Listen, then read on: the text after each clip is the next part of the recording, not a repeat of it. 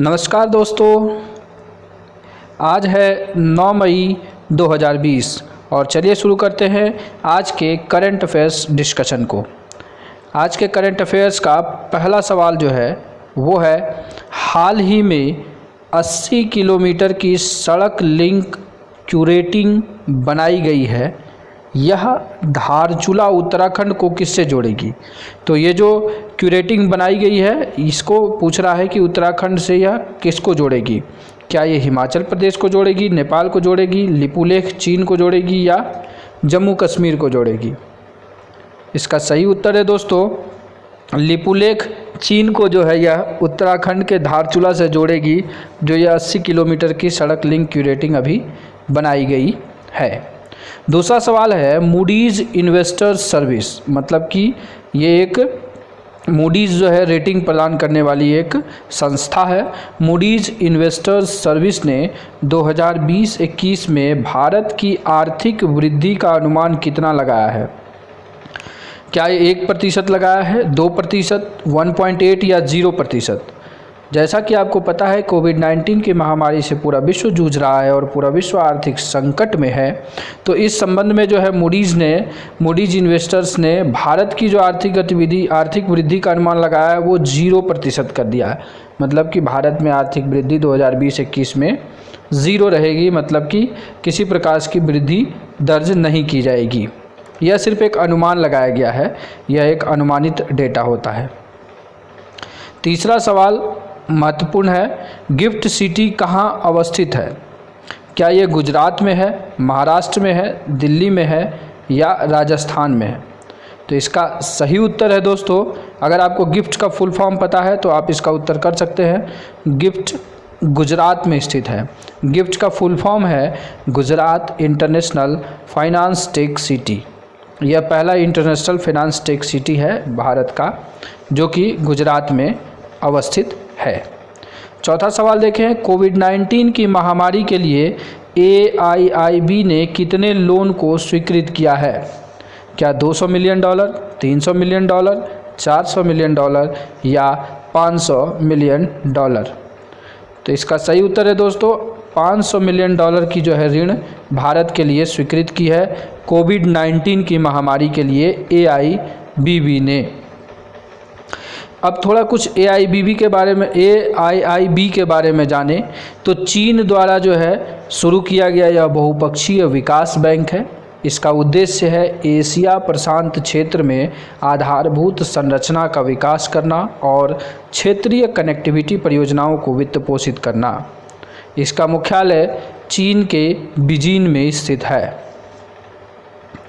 पांचवा सवाल देखें, हाल ही में किस सरकार ने नई परियोजनाओं के लिए श्रम कानूनों के प्रावधानों में छूट की घोषणा की है। पता होगा आपको कि हाल फिलहाल में श्रम संहिता को जो है 4 संहिता में बांट दिया गया है, तो नए कानून भी बनाए गए हैं श्रम के लिए। किस राज्य ने इस पर छूट दी है, क्या वो महाराष्ट्र है, गुजरात है, बिहार है या उत्तर प्रदेश है। तो इसका सही उत्तर है दोस्तों, गुजरात ने ही अभी नई परियोजनाओं के लिए श्रम कानूनों के प्रावधानों में छूट की घोषणा की है। आइए देखते हैं छठा सवाल। छठा सवाल है, प्रवासन के लिए अंतर्राष्ट्रीय संगठन जिसका नाम IOM है के महानिदेशक कौन है। IOM का फुल फॉर्म आपको बता दें, इंटरनेशनल ऑर्गेनाइजेशन फॉर माइग्रेशन है।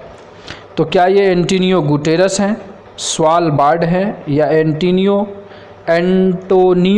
विटोरिनो है या स्वाल विटोरिनो है। तो इसका सही उत्तर है दोस्तों, एंटोनियो विटोरिनो जो है ये IOM के महानिदेशक हैं। कमेंट बॉक्स में आप बताएंगे एंटोनियो गुटेरस किस संस्था के महानिदेशक हैं या अध्यक्ष हैं। आपको इतना बता दें कि IOM का जो गठन है, जो इसकी स्थापना हुई थी 1951 में की गई थी। सातवां सवाल है, सुंदरवन कहाँ अवस्थित है। क्या ये बंगाल में है, बांग्लादेश में, उत्तराखंड में है या मध्य प्रदेश में। तो इसका सही उत्तर है दोस्तों, सुंदरवन जो है वो बंगाल में है। डिस्कशन ये है कि सुंदरवन डेल्टा अगर पूछा जाए तो सुंदरवन डेल्टा भारत और बांग्लादेश दोनों जगह पर फैला हुआ है। विश्व में बाघों का एकमात्र मैनग्रोव वन जो है वो सुंदरवन ही है। सुंदरवन चर्चा में क्यों आया है? सवाल इस तरीके से बनता है, आप कहेंगे कि ये करंट अफेयर्स का सवाल कैसे बना सर?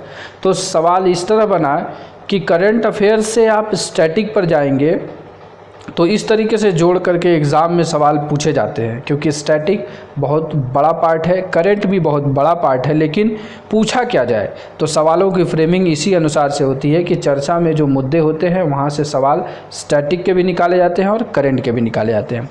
तो सुंदरवन जो है वो चर्चा में इसलिए है क्योंकि हाल ही में यहाँ जो है बाघों की संख्या में वृद्धि दर्ज की गई है, इसलिए जो है यह चर्चा में है। और यह एक विश्व धरोहर स्थल भी है, साथ ही साथ रामसर स्थल में भी सुंदरवन शामिल है।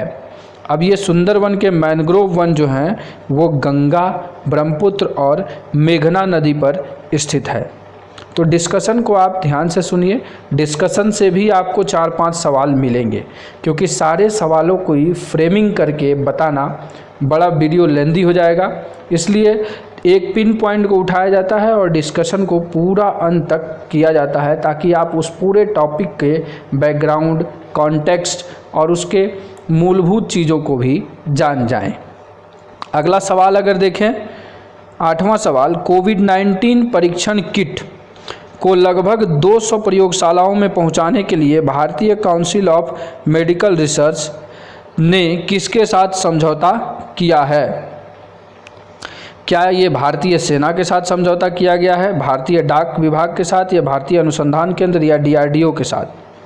तो इसका सही उत्तर है दोस्तों भारतीय डाक विभाग के साथ जो है अभी यह समझौता किया गया है।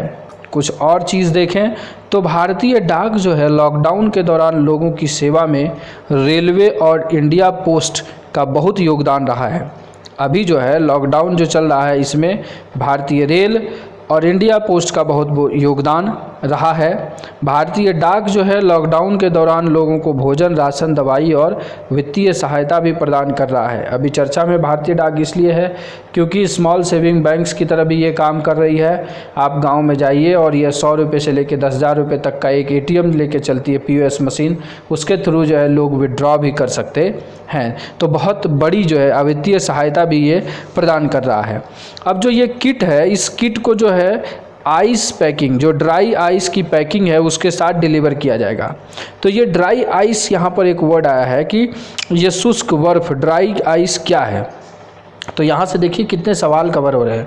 ड्राई आइस बता दे तो ठोस कार्बन डाइऑक्साइड को ड्राई आइस कहा जाता है। इसको कूलिंग एजेंट के रूप में भी प्रयोग किया जाता है। लाभ इसका यह होता है कि तापमान जो है, इसका तापमान पानी की बर्फ़ की तुलना में कम होता है। ठीक, इसका तापमान पानी की बर्फ़ की तुलना में कम होता है। सवाल साइंस से भी यहाँ से बनेंगे। शुष्क बर्फ़ रंगहीन होता है और इसमें खट्टेपन की गंध होती है। यह गैर ज्वलनशील होती है। आइए देखते हैं 9वां सवाल, मुख्यमंत्री युवा योगायोग योजना किस राज्य / केंद्र शासित प्रदेश की एक पहल है? ऑप्शन है असम, दिल्ली, त्रिपुरा या पुदुचेरी। तो इसका सही उत्तर है दोस्तों ये त्रिपुरा की एक योजना है। बता दें कि मुख्यमंत्री की यह योजना राज्य की कल्याणकारी योजना है और इस योजना के तहत जो छात्र छात्राएं कॉलेज व विश्वविद्यालय के अंतिम वर्ष में हैं वे इस पोर्टल के माध्यम से इस पर आवेदन कर सकते हैं।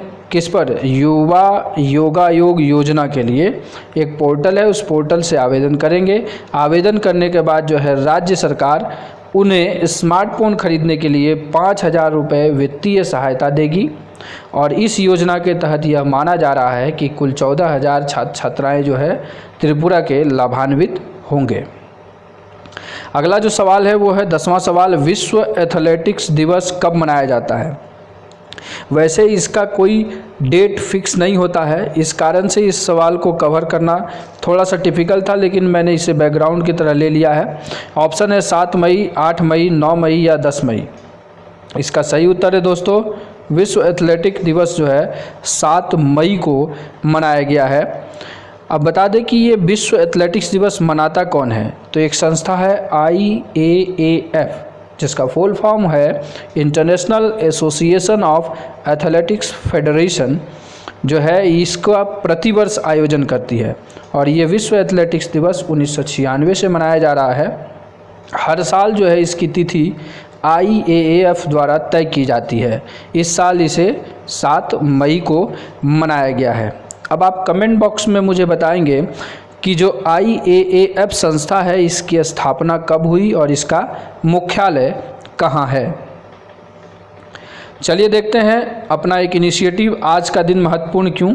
कुछ कम चीज़ों को कवर किया गया है। सिर्फ एक ही चीज़, आज है 9 मई और आज मनाया जाता है विश्व प्रवासी पक्षी दिवस।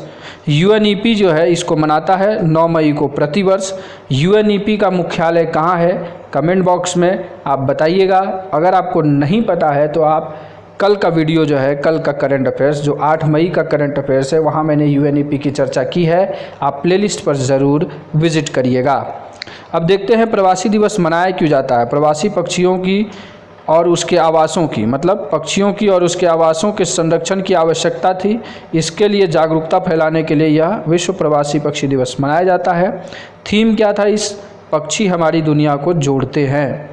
पक्षी क्या करते हैं, हमारी दुनिया को जोड़ते हैं।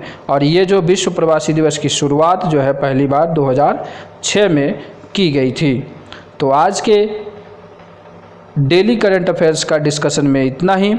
अगर आपको वीडियो अच्छा लगा तो लाइक ज़रूर करिएगा, शेयर और सब्सक्राइब करना ना भूलिएगा, क्योंकि sharing is caring and caring gives you happiness. And last, thanks for watching this video.